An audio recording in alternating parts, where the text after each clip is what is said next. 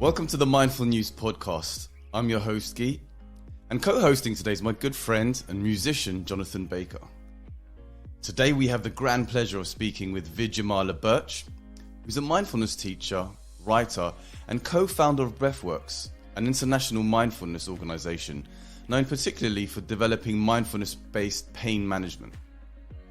We pick up a story from the age of 17, where Vidyamala injured her spine, and this required multiple surgeries and left her with a complex back condition. So throwing this coupled with another severe accident led Vidyamala to live a life of dealing with chronic pain. We talk about her inspiring story and what led her to mindfulness and what led her to co-found the Breathworks organization in 2001. Her books include Mindfulness for Health, a practical guide to relieving pain, reducing stress and restoring well-being, co-written by one of our former podcast guests, Danny Penman, and also Mindfulness for Women, Declutter Your Mind, Simplify Your Life, and Find Time to Be, co-written by Claire Irvin, and Living Well with Pain and Illness, the mindful way to free yourself from suffering. And it goes like this, that when you experience a pain, it's as if you're pierced by an arrow or a dart.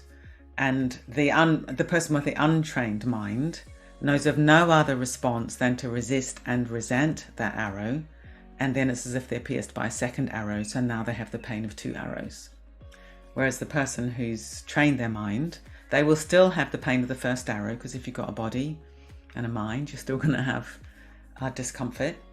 But they do not resist and resent that arrow, so they're not pierced by the second arrow, and they only have the pain of one arrow. So it's a beautiful teaching. There's a lot of research emerging around the nervous system and how a lot of us have got dysregulated nervous systems, and we're just in this kind of hyper aroused state all the time. We're in a threat state all the time. Yes. Because that's our default setting. Yep. That's the default setting. Survival is paramount. But we can change that through training, through practice. And one of the phrases which I often use is you can get your mind working with you rather than against you. So when someone says to me, what's mindfulness? I say it's getting your mind working with you rather than against you.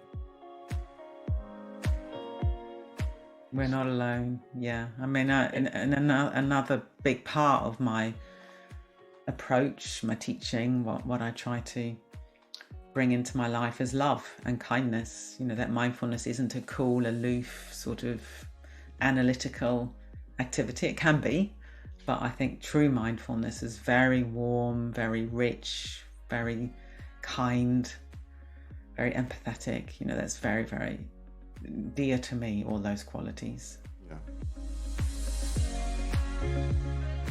So it's like I am here, but I'm here as a flow. And also I have the possibility of experiencing what I sometimes call blue sky mind, experiencing a quality of awareness which is free, boundless, open, loving. And I can do those two things at the same time on a good day. So here I am, and at the same time, there's something bigger, something much, much bigger. Then that's really mysterious. So that's impossible to really explain. You can find out more at Vidyamala's next event or purchase her books and other resources at vidyamala-burch.com. Full link in the bio. This podcast is sponsored by Be Present Limited, providing executive management courses to reduce stress, to be more productive, but ultimately learn how and why to be present. So more info on that at bepresent.uk. Also visit mindfulnews.uk for all our podcasts, our collection of powerful video clips, and our growing library of free guided meditations, including this week's latest release called A 5-Minute Meditation for When We Don't Really Have the Time. This is the Mindful News Podcast. I'm your host, Gui, on our continuing mission to help as many people as possible through organic growth. If you enjoy the conversation and benefit from it, share it with someone and pay it forward. So I'm Vidyamala Burch, and I'm one of the co-founders of Breathworks, which is one of the bigger mindfulness teacher training organizations in the UK. And we also work internationally. We've been going since 2000, so we're very established now. And I've developed a program called MBPM, which is Mindfulness-Based Pain Management. And that's completely come out of my own journey. So I often say it's a program that has developed from the inside out. And that's because I've lived with severe spinal pain since 1976. That's so long ago, I can't even do the maths how many years that is, but it's a really long time. Excuse me. And when I was 16, I injured my spine in a lifting accident. Went on to have major surgery, problems from that, more major surgery. And then 5 years later, I was in a car crash and fractured another part of my spine. So by the time I was in my mid-20s, I had severe pain. I was more mobile than I am now. I use a crutches and wheelchair now. I was still fairly mobile, but my life was not good. It was not a happy place to be, I must say. Then when I was 25, I had some tests that went wrong and I ended up in hospital for several weeks, and a brief period of time in an intensive care ward. And there was one night, I've talked about this a lot in different places because I often say it's the night where I had this moment in the night, which is the axis upon which my life has turned. It's a bit like I had a life prior to that point and a life since that point. And what the point was, what the experience was, that I was in absolute agony. I was in a way going quite mad with the pain and the distress around the pain, which I've come to realize later on. It's the distress around the pain, which of course is what's tormenting, not the actual experience of pain. So I had this whole drama going on in my mind about how I couldn't stand it. I was going to go mad. It was unbearable. It really was like torture. And then a voice came to me in the middle of this experience, and the voice said, you don't need to get through till the morning, because my whole big thing was, I can't bear it. How am I going to get through till the morning? And the voice said, you don't have to get through till the morning. You just have to live this moment, and this one, and this one, and this one. And my whole experience changed. It's a long time ago, and I can sort of sanitize the experience in retrospect as if, it completely changed and I saw the light. It wasn't quite like that. I was still very lost, confused young woman, but there was something that did really, really profoundly change. I think it was to do with confidence. I thought, yes, I can do this. I can live this moment and this one and this one and this one. It was very visceral. It was like my whole body, every cell in my body knew the truth of that voice, that insight. I knew it was completely true, that it was all about just being present. And the subsequent years have really been all about, well, what does that mean? What does that mean? Like I tasted something very directly when I was 25 years old, when I was, in hell. Something rose up that had the flavor and the ring of truth. And then it's like the rest of my life, okay, what does that mean? How can I be present? How can I be more present? And philosophically, things like time and space fell apart. Like, what is this morning anyway that I'm all tormented about? I realized it was just a mental construction. There was a taste of a quality of consciousness, I suppose, that was much more boundless, much freer, even though I didn't know that then. But looking back, something was coming through that had quite a different quality to it. So that got me on the path, really. That got me on the path of, well, what is the mind? What does it mean to be present? What is space? What is time? What is consciousness? Who am I? What is the mind? But was it a fun path? Was it something exciting? Did it give you like this hope when you had all that despair? It was like you said, you poked your head around the door, what has been seen cannot be unseen. And it's like the rest of the life then pursuing that. But was it a fun pursuit? Was it something that you were excited to go and discover more? Fun. Yeah, like an adventure and exciting, almost like trying to answer a philosophical question, right? And you're pondering, or was it? Yeah, I mean, I more out think, of necessity? well, I think it was out of necessity. Yeah. It was a bit like the options were pretty bleak. It was either I keep on being tortured or I find another way. And in a way that's been brilliant, has been brilliant for me, that I'm following this path because I really, really, really need to. It's not an optional extra. Yeah. It's not an add-on. But like my life had completely unraveled. Yeah. My back was terrible. I'd had a bit of a kind of breakdown around that time because I'd been trying to hold on to the old way of being with a body that was broken and that wasn't working anymore. So I slammed into a cliff in a way, metaphorically speaking. I'd really sort of hit the rocks. And then this other way erupted in my being, and it was like, well, I have to do Incredible. this. I Yeah. have to do this. Yeah. And it had the taste of freedom for sure. Wouldn't say it's been fun all the way along because, of course, when you start to look at the mind, when you start to examine sort of who am I, and you start to see your habits, that's also quite sobering. It's also very confronting. You know, I had to face all my habits of being very driven, um, being kind of a bit self-destructive in a certain kind of way, not through anything malicious in myself towards myself, but just through the sheer weight of habit, this habit of I can overcome this pain through sheer willpower. That was a very strong habit in me. And that all came tumbling down. I thought, well, no, I can't overcome this with willpower. So, but that meant I had to try and change the habits. Well, that's not a lot of fun, trying to change very deep habits. But that door opening a little bit more widely over the years, that's been exquisitely beautiful, exquisitely beautiful. Yeah, because it reminds me of, when Eckhart Tolle talks about that, you know, when he was at his worst and on that punk bench, and he says, I can't live with myself anymore.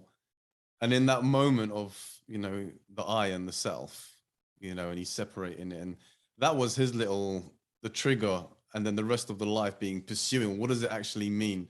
There's an I and a self. And it seemed like when you Yeah, mentioned quite your story, similar.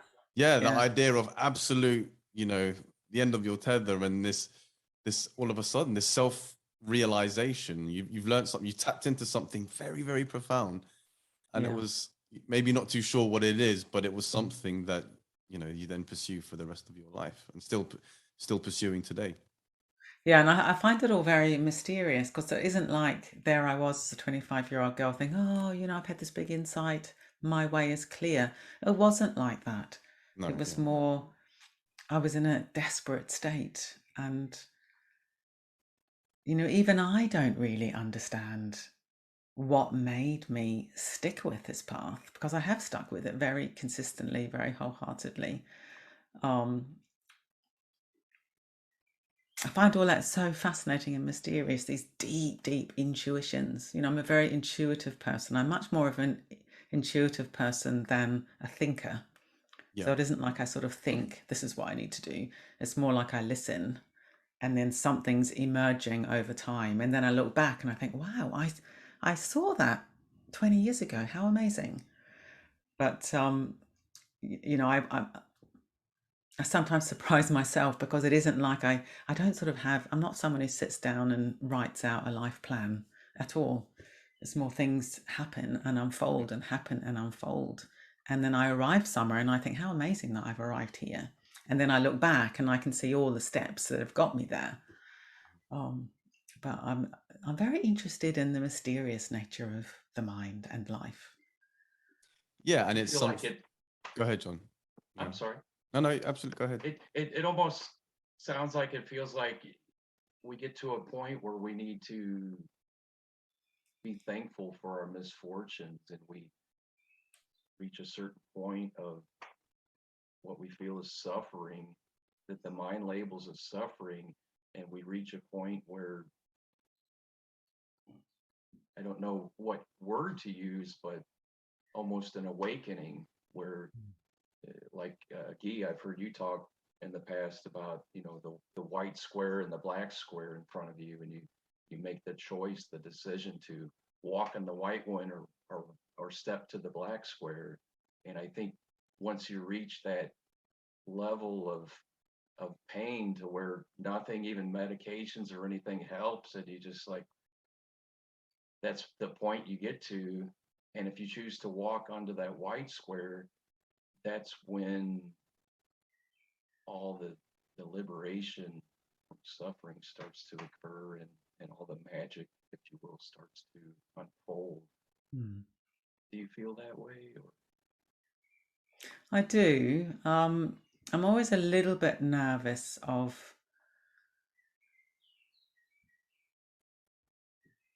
sort of the language of, oh, my pain is my greatest good fortune, because I'm always aware of people hearing that, because it can sound, actually you're just really hurting, your life's a mess, and someone saying, well, maybe it's your doorway to freedom. It may well not feel like that, and it hasn't felt like that for me a lot of the time. That I think it probably was some kind of an awakening experience that I had. But over the subsequent, however many years it is, 40 years or something. Well, I started meditating in 1985, so I think it's about, 35, 37 years I've been meditating. And I have had times that have been joyful, even blissful, very fulfilling. And I've had times that have been really hard. And I think the path of unfolding, and the path of opening, and the path of deepening, it's not just that it gets better and better and more blissful in a straight line at all. I don't think for anybody. I think we have these sort of cycles of opening, and then more kind of stuff emerges that needs to be integrated and processed and transformed. Yeah. And that can be really hard. So I've had some hard times, I've had some blissful times, but overall, if I look at how I am now generally, my general state now compared with 35 years ago, it's unimaginably better. And I don't think I would have tasted what I've tasted in my life if I hadn't had my injuries. Yeah. I think that's true. I don't think my life would have unfolded very differently if I hadn't had my injuries. Yeah. But that doesn't mean to say, oh, hooray, I love my injuries. And I think that's where I think the way we express this needs to be quite subtle. Yeah. Because in a way you wouldn't wish huge suffering on anybody. Right. But the fact I know that's not what you were saying, but I'm just aware of the listeners. I always like to be quite nuanced about this. Yeah, and I was going to say, but the fact is, whether you have disabilities or injuries or whatever the case may be, we all have thinking, right? And most of the time it's thoughts that may be negative or to-do lists or not useful, or if we had the choice, we wouldn't want to be thinking that in that moment. And, that's why, and you come to talk about it as well, and what, Dr. William Kuchen from the Oxford Mindfulness Center calls as the first arrow and the second arrow. Yeah. It's and I think you phrase it slightly differently, but with primary and secondary suffering, whereby being the first one is the inevitable, like you break your leg or you have an accident, and we don't really have much choice about that unfortunate event. But it's then the second arrow and how we then react to it. That's really where we can take control and make the massive difference. And, perhaps if you could elaborate on that a little bit, because just for me, what I found fascinating about that is that my anxiety didn't go away, but it was the amount of time in the day that I actually spent dwelling on it reduced massively. And that was, that's kind of for me personally where I got really fascinated by this. It's that in whatever it was I was doing, am I enjoying this thought right now? No. Okay, what can I do about it? I can do something about it. And the more I analyze it, it's like, there's a lot of times where I'm thinking about stuff that I don't want to think about. So for our listeners who are saying, oh, wow, this mindfulness thing sounds cool, but, why for you was it so effective? And if you can dig into that primary and secondary, the suffering and the pain. The primary and secondary suffering model underpins our whole approach, and it is based on this old Buddhist text, which is called the story of the dart or the arrow. So William Kuchen, when he talks about the first and second arrow, That's That's its just origin. wonderful. Okay. Yeah, it's a wonderful Buddhist teaching. And it goes like this, that when you experience a pain, it's as if you're pierced by an arrow or a dart. And the person with the untrained mind knows of no other response than to resist and resent that arrow. And then it's as if they're pierced by a second arrow. So now they have the pain of two arrows. Whereas the person who's trained their mind, they will still have the pain of the first arrow, because if you've got a body and a mind, you're still going to have discomfort. But they do not resist and resent that arrow. So they're not pierced by the second arrow, and they only have the pain of one arrow. Yeah, so it's a beautiful teaching, and it's used quite a lot in secular mindfulness. So in the case of my life and people I work with physical pain, the first arrow is the basic unpleasant sensations in the body.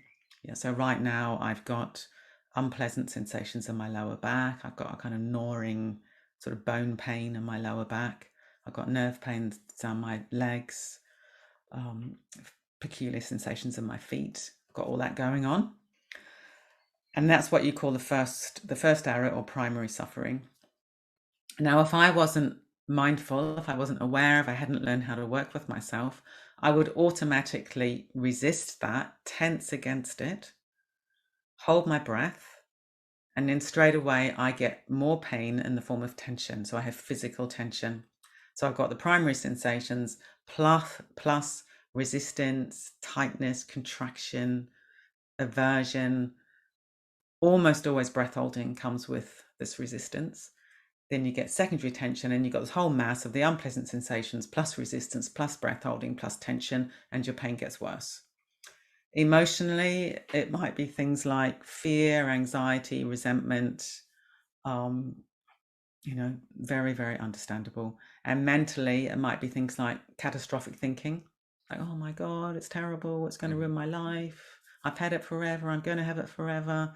Why did I ever agree to do this podcast? Oh, yeah. So what happens is straight away you've got this whole complexity of all these different layers that manifests itself under this big word pain. Yeah. But when you get mindful and you come closer, and this is what we learn to do in our program, you're just gradually edging in what's actually happening. And you realize, oh, actually, all that's happening is I've got unpleasant sensations in my lower back and my legs. That's it. Full stop. And you can strip away all these secondary layers. And in my own experience and the people that I've taught, it's the secondary suffering that's ruining your life. It's not the actual sensations in the body. Yeah, they're unpleasant. Like right now, they're unpleasant. But actually, I feel quite good. I haven't got lots of out of control thinking. I'm not holding my breath. I haven't got lots of secondary tension. And everything just sort of simplifies. But normally, what I would have used to tell myself is, oh my God, my whole back's killing me. That's the kind of language I would have told myself. Well, actually, my upper back's feeling quite good at the moment. My middle back feels fine. My lower back's not so happy right now. There's a lot of discomfort there. But the story, my whole back's killing me, that is patently not true. So that I can let go of that thought process. I can Which let was go previously of locked into the other thought, right? Exactly. As soon as you get any pain, immediately you've associated that, and because of that association, you've actually made it much worse. Yeah, you end up with what's often called in Buddhism a whole mass of suffering, which is such a great description, just a whole mass of suffering. Yeah. And so with mindfulness, you learn to tease all that apart. And I mean, this model of primary and secondary suffering is beautifully simple and highly effective and true. So for someone that may have, not meditated before and they're hearing this, okay, primary and secondary. So can you help give a little advice on how, one could meditate, just because even the basic technique could last one person for the rest of their lives, right? And how profound it can be. So perhaps if we also get back to your story and how you got into meditation and how you picked it up, and then maybe just incorporate it all together. Okay, yeah. So when I was in hospital when I was 25, I had this big experience this night. And then another day, the hospital chaplain came to see me, which was so interesting. I wasn't religious at all. I mean, I had been brought up Church of England, but I wasn't practicing. I was a bit cynical about all that. And it was almost like, looking back, it was almost like he was an angel. It's like, wow, where did this man come from? And why did anyone think of sending the hospital chaplain to see me? Anyway, this man came. He was this lovely, elderly man. He took my hand and he got me to remember a time in a place when I'd been happy. Very simple instruction. And I remembered, I took my mind to the Southern Alps of New Zealand, where I'd been ecstatically happy as a teenager before I injured my spine. I was brought up in New Zealand. I don't know if I've said that before. And I've been super sporty, very outdoorsy, and I adored the mountains. So I took my mind back to this place called Paradise. There is actually a place called Paradise, and it is paradise. Amazing. Being metaphorical, but okay. No. I know. If you've watched Lord of the Rings and stuff, a lot of it's filmed around Paradise. Actually, it's beautiful. Okay. And then I don't know how long this went on for. Maybe 10 minutes. He ended the practice, and I felt really different. I felt subjectively different. Same girl lying in the same hospital bed, same body, but my qualitative experience had changed. And that was a complete revelation for me, because it was like, oh my God, I've got this awareness quality. I've got a mind, and my experience changes depending on what I do with my mind. Like, I'd never even thought I had a mind up till then. You just live your life and you just exist. And then one day you're going to die. You know, I'd never thought, oh, I've got a mind. So that was incredible.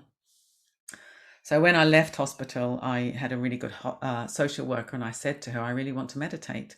And again, that was so weird. Like, nobody meditated then. This was in New Zealand in 1985. I didn't know anybody that meditated, but somehow I had this longing, you know, to explore the mind.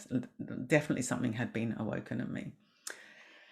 And so I just listened to these cassette tapes that she got me from the local library. I can't remember what they were now, probably relaxation tapes, meditation tapes, various things. And then after about, I don't know, 6 months or a year, I went on a yoga weekend. Then for months, I was just rehabilitating myself. I could do hardly anything. But then I had a friend who, Warwick, and he was great, actually. He would always do interesting things, and he'd say to me, hey, I'm going on a yoga weekend. Do you want to come? And I'd always say yes. So Warwick got me off on this yoga weekend, amongst our other activities. And so that's when I learnt some yoga postures, and they also, this particular tradition I went to, they did meditation. So I threw myself into that and really loved it. And then about, I don't know, a year later, Warwick said, hey, I'm going on a Buddhist weekend. Do you want to come? So I said, oh yeah, I'm up for that. That's another thing that was quite interesting, because my life had completely fallen apart. I didn't have much pride. So I absolutely knew I do not know how to live my life. And that meant I was very open and receptive to other things. So that's quite interesting. I thought, I'll try anything, because I don't know how to live my life. So I ended up going on this Buddhist weekend retreat, and then I really felt at home. I really felt, oh, these are people that I really like. I like the approach. The people were incredibly warm and friendly, unassuming, funny. And I remember thinking, I really want to be like this when I grow up. You know, there was this sense of exemplification of the fruits of practice. So then I threw myself into that. I wasn't working at that time because my back was so awful. So I had lots of time. I was on some state benefits. And then after a couple of years, I decided to move to the UK to live in a retreat centre over here. So I moved to a women's retreat centre in Shropshire, and had about 5 years there. That was very intensive. Lots of intensive meditation retreats, lots of study, exploring the still under the Buddhist teaching. Yeah, a lot of sort of study of Buddhism. Yeah. And then so that takes me up to about 95, and then I had another big collapse physically. It was a very bleak time after that. I came across the work of John Kabat-Zinn, and interestingly, I realized there were two things that I had not understood. One was I didn't know how to take my awareness practice out of meditation and into daily life. Right. So I was fairly good at meditating, sort of sitting still on a cushion for periods of time. But I hadn't really figured out how to manage my pain in daily life. So I had a whole tendency of overdoing it and then crashing, which is incredibly common, I've come to realize. So at Breathworks, we've got a whole module around what we call pacing. So that was the first thing. And then the second thing, and I really learned this from John, is that sort of subtly, I'd been using my meditation practice to escape. So I've been trying to meditate to get away from my experience and to some, when I look back on it, it was probably some big fantasy to some extent. So I've been using meditation to try to generate some sort of parallel universe to dwell in that was more pleasant than this one. And John's teaching is very much about turning towards what's actually happening. You know, turn towards, okay, here I am in this body. I've got these sensations. How can I change my relationship with those sensations? So that was the missing piece of the jigsaw, really. Yep. How to take it into daily life and how to turn towards my experience. So I had another few years that I was pretty much housebound. I was waiting for more major surgery. Bit of a dark night of the soul, but still following this sort of what you could call the golden thread of my life, of what is the mind and so on. And then I decided to start Breathworks. And I started around 2000 because I really wanted to help people like me. And all the meditation training that I'd had in the yoga tradition and in the Buddhist tradition, there wasn't really any guidance. Well, how do you walk this path when your body's broken? Nobody was really able to help me with that in a very practical way. People were very kind. But I thought, well, actually, I've worked this out now in the school of lonely kind of pioneering, figuring out how do you exist in this body and free the mind. So I thought I really want to help people like me. So that's why I started Breathworks. This is the Mindful News podcast. I'm your host, Gui. And in the second half, we're going to dig in a bit deeper and discuss what is consciousness and what it means to be human. More meditations, podcasts, and videos are mindfulnews.uk. So explain to listeners, so what Breathworks is doing now, you know, what has it evolved to become in those 20 years? I know you do a bit of corporate. I see the NHS tag there as well. So if you could, what is Breathworks, and, you know, how have you seen the evolution throughout the time from going when no one's talking about mindfulness or meditation, or in the scientific mindfulness way as they do now, to now where it's, you know, very mainstream media, very almost fashionable, if you like. There's like in the executives are doing it, celebrities are doing, fighters are doing it, athletes and people with pain and stuff. It's very, very much in society today. Yeah, well, I often say I probably couldn't have done Breathworks 10 years earlier because the world wasn't ready for it. I might not have been able to do it 10 years later because everyone was doing it. So again, the timing was almost miraculous because I started to do it just when mindfulness was coming into the more sort of popular awareness.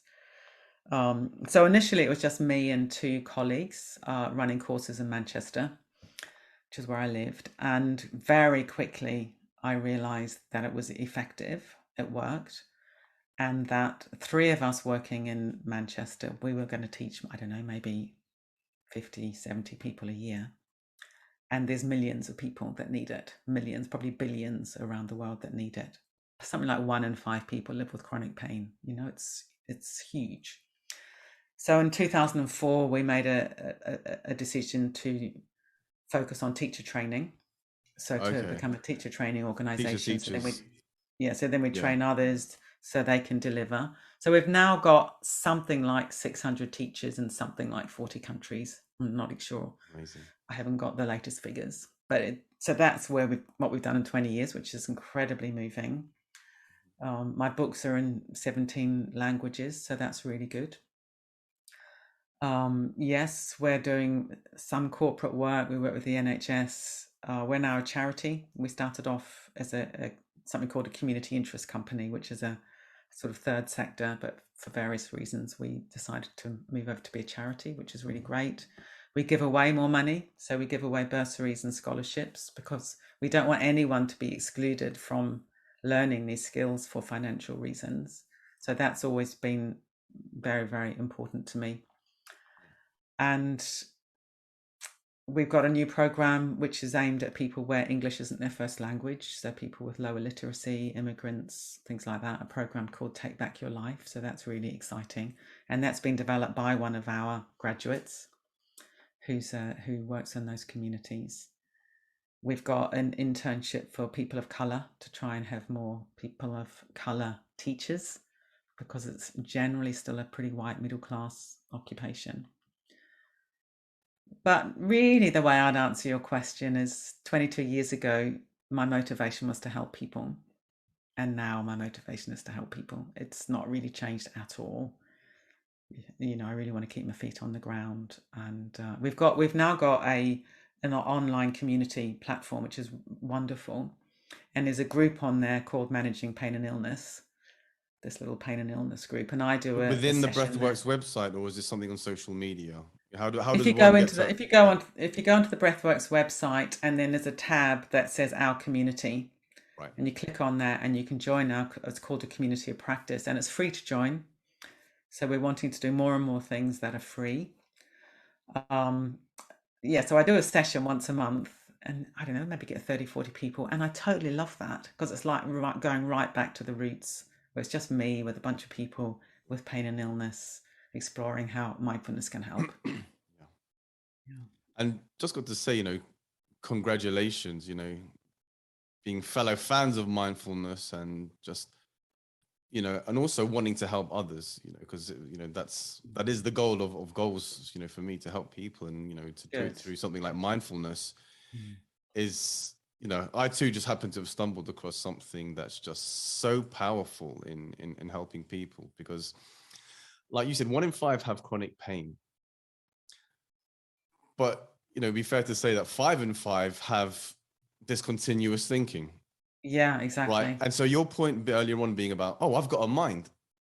And it's like, let's not undermine the significance of that phrase, because that means that you lived your whole life not realizing that you had one, and not living, and not only that, but so many, in fact, most of the other, you know, people on this planet are also in that point where they don't realize that they have a mind.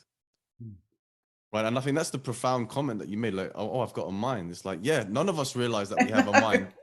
And that's kind of like the mind blowing thing about it. It's like, what? It's totally mind blowing. Yeah. It's totally mind blowing. It's like, as a thought arises, you observe it. Okay. What do you mean it arises? Where does it arise from? You know, why does it arise? Who's observing? Who's the observer? Like John always says, you know, the awareness versus the observing versus, you know. And so all of these amazing questions, but it highlights this problem that most of us, 99.99999, are living their lives without, I don't want to use the word control. I don't want to say that they haven't got a mind, but it's almost in this where whatever the track is playing, I'm just going to listen to without realizing. Yeah, most people haven't had the good fortune to be introduced to their own minds. You know, I was lucky enough with this chapter, and he introduced me to my own mind. But the fact that it's so simple, not simple, but the fact that it's just so readily available and it's right there. It's like, how does not everyone know this? It's like the Matrix just right under your nose, and you just sit and observe. Go, oh, that's a thought, and that's a thought, and that's a thought. So then when you do take it out into daily life, like I always say, it's like the wax on, wax off on the cushion. But the whole point is that when you go out, it's like, yeah, you're going to have all these thoughts, and in that moment, can you notice them rather than just blindly following them? Yeah. And as Paul Gilbert, who's done a lot of work in compassion, you know, he says it's chaotic in there, meaning in the brain. Yeah. And that we're designed for survival, not pleasure. You know, there's a lot of research emerging around the nervous system and how a lot of us have got dysregulated nervous systems, and we're just in this kind of hyper aroused state all the time. We're in a threat state all the time. Yes. Because that's our default setting. Yep. That's the default setting. Is survival is paramount. But we can change that through training, through practice. And one of the phrases which I often use is you can get your mind working with you rather than against you. So when someone says to me, what's mindfulness? I say it's getting your mind working with you rather than against you. Yeah. And that's It's simple. so easy to get caught up in that autopilot mode, resistance mode, and just pushing through. I've heard you talk in the past about, um, I heard one interview you mentioned something about a annoying moment where you were at a red light, like, come on, I need to get home. And I've experienced that, after a gig, and I just, the sciatica, it's like a pit bull, latched onto your leg, and sometimes to the point where you just can't sit. Yeah. And I remember screaming myself at a red light in the past, and it's so easy, and then the pain just accumulates from the resistance. So Yeah. I love that, and I'm hearing a lot of you're not alone, and I love that about you. We're not alone. We're not alone. Yeah. I mean, and another big part of my approach, my teaching, what I try to bring into my life is love and kindness. That mindfulness isn't a cool, aloof, sort of analytical activity. It can be, but I think true mindfulness is very warm, very rich, very kind, very empathetic. That's very, very dear to me, all those qualities. Yeah. And do you have a routine? I'm just curious. A morning routine. Um, Many of us, we wake up in the morning and it's like the roughest part of the day. Do you have a way to sort of, what's your routine? Do you have a way to kind of ease into your day? Do you Mm. get right into practice, or how do you go about your day? Well, I've become a big convert to routine, actually. I'm not naturally a very routine person, but now I'm a tremendous believer in the power of routine. So, go to bed at roughly the same time, get up at roughly the same time. And then I do Qi Kung every morning. So I do effectively some kind of warm up exercises, which I really need to do. And luckily my husband's also a practitioner. So we go outside and do the Qi Kung together in nature, which is really nice. And then I meditate for 40 minutes to an hour in the morning. So that's my routine. So that's a good, the Qigong might take half an hour. It's a good hour and a half. And I don't get up particularly early. We probably get up at 7:30, something like that. So it's not like I'm getting up at 5 in the morning. Yeah. So I try to go to bed, 10. I try to be in bed at 10 and then lights out at 11, ideally. And then usually wake up. Often don't use an alarm because I just naturally wake up about 7:30, get up, do my Qigong, have a big glass of water, and then do my meditation practice. And now I do mindfulness practice, but I also do a Buddhist practice because being a Buddhist is a big part of my life. And one of the things I do in my meditation practice is I visualize a particular Buddhist figure who is the embodiment of love. So it's a big love practice, and then I receive imagined blessings from this figure, and that's wonderful. Yeah. But I do a lot of body awareness, coming into the present, being with the breath, letting go of resistance, softening, yielding. Oh, just being with what is, with kindness, with, if I'm in a lot of pain, just try to be tender around that. Notice the resistant mind, letting the love. Beautiful.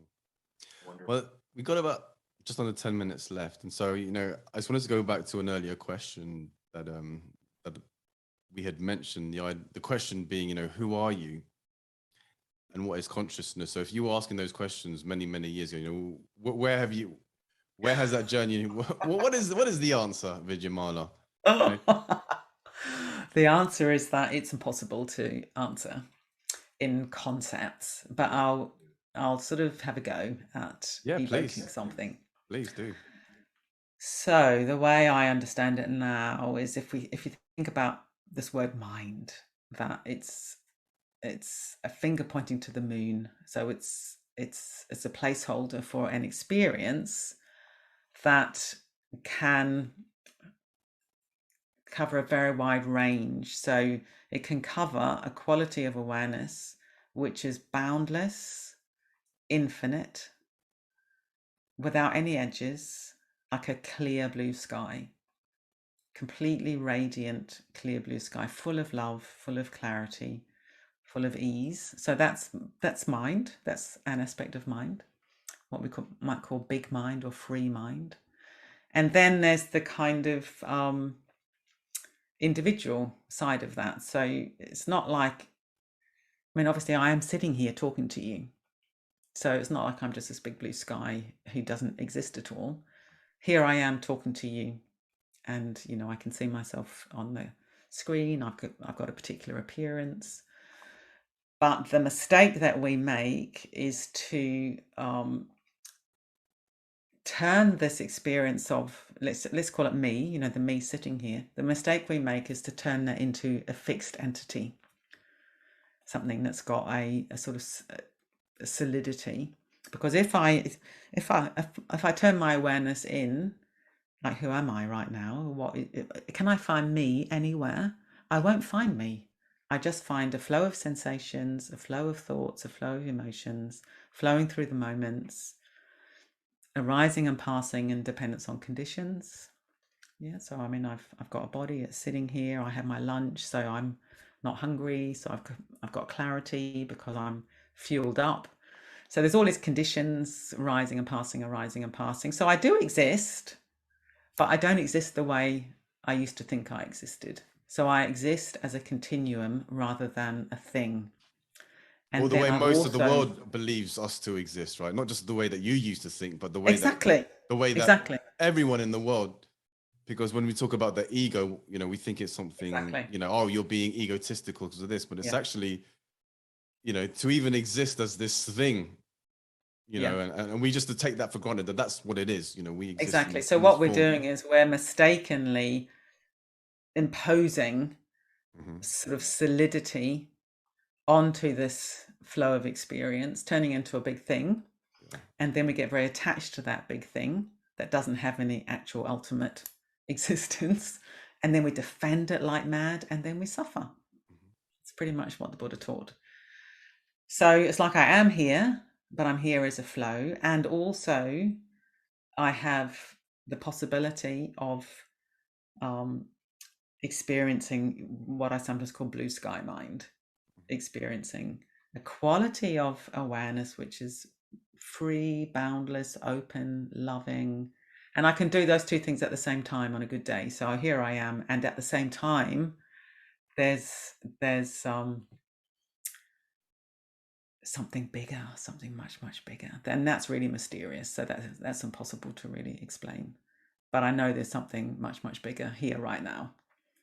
And also I'm here right now as a flow of conditions. So sometimes I like to describe it to myself in my teaching that all three of us here, we're all expressions of the radiant nature of reality. We're all expressions of the radiant nature of mind. Yeah. The sort of temporary coming together of conditions, but there's something truly radiant and luminous available as well. Yeah, something like consciousness experience itself through the, us, something along those lines. Yeah. Because then the question of like, well, what is consciousness? Yeah, well, nobody knows that. Exactly, right? Nobody knows what consciousness is. So if anyone comes on a podcast and says they no, but exactly, it's like, say no. If we go back through evolution, did consciousness, at what point in our evolution does consciousness and even we have no idea, right? And are we all tapped into the same consciousness? Does it originate from the mind, or do we all? These are the wonderful questions that at the end of or during your mindfulness growth and understanding, it's like I know. I mean, that's really, it really blows. It's the mind, beautiful, yeah. So, and I think where I've got to with all that to some extent is I'm interested in that, of course, but what I'm most interested now is how am I living my life? Yeah. Very pragmatic, very practical. Am I kind? Am I open? Do I remember there's a radiant nature of consciousness always here? Mm-hmm. Can I allow that to pour through me into the world? Yeah, I mean, for me, that's more interesting these days than metaphysical speculation. Yeah. Metaphysical speculation is interesting, but I'm not as interested in that now as I was when I was younger. I notice, which I find interesting. And I sometimes think it's just because I'm getting old and the famous postmenopausal female brain that can't retain very much. So it might be that. But I think it's also deepening practice, everything simplifies and becomes more immediate. Yeah, because we could have this amazing experience and think, this is not really me, I'm bigger than this. But then you wake up and you have to go to work, right? And then you wake up and you got the pains. And so it's like, exactly. There is that. But we wake up in this, for some reason, we wake up in the human body and we play this game. But we understand that that's something much bigger and more profound where it's, not as Gui or Vidyamala or Jonathan. I know, but I think the danger there is what we always do is we go into dualism. That's what the human mind does. And if I think back to my earlier years of meditation that I was saying were quite escapist, that's because I wanted this free state. I wanted to be big mind. I wanted to not be in this horrible body. And that was delusional as well, because actually I am in this body. So it's very mysterious. Like it's it's not an either or, but it's a both and. Yes. Yeah. Yeah, it's both and. We're here right now and I need to love this body. And this body is not what I think it is. It's not a thing. It's not static. It's not an object. It's a flow of experience. And I need to love that. And I need to be present and embody that. So we never get to the end of this exploration. But I think the question's amazing. And I just think it's a wonderful way to end the podcast. So again, thank you so much for joining and sharing your wonderful wisdom. And you just have a wonderful way of telling stories. And, so I can see why you've had so much success and been able to reach so many people and share this wonderful wisdom. Well, thank you so much for having me. I've loved talking to you both. Yeah, really wonderful. And thanks for all the work you put into the podcast. I know podcasts look easy, but they're not. They are a bit tricky. But we'd love at some point, maybe next year, just to reach back out and maybe have a conversation where we can, just again dig into some of the yeah, for sure. I'd be really happy the deeper stuff that is, now that we've had this introductory call about your background, but now we can for sure. That would be fun. That would be real fun. Yeah. All right. Fantastic. Well, we're on the hour now. Thank you so much. Yeah. Have a wonderful weekend. And Jonathan, thank you so much for helping to co-host and to set this up. All right. Yeah, brilliant. Thank you both so much. Pleasure. Thank you very much. Thank you. Thank you, Gui. Take care. Bye-bye. Bye-bye. Thanks for making it this far and showing your support and love to the podcast. A big thanks to Be Present Coaching for their support. Find out more about their masterclass mindfulness courses at bepresent.uk. I'm your host, Gui, and this is the Mindful News Podcast. If you've taken something away from today's episode, please go ahead and share the link with a friend. Until next week.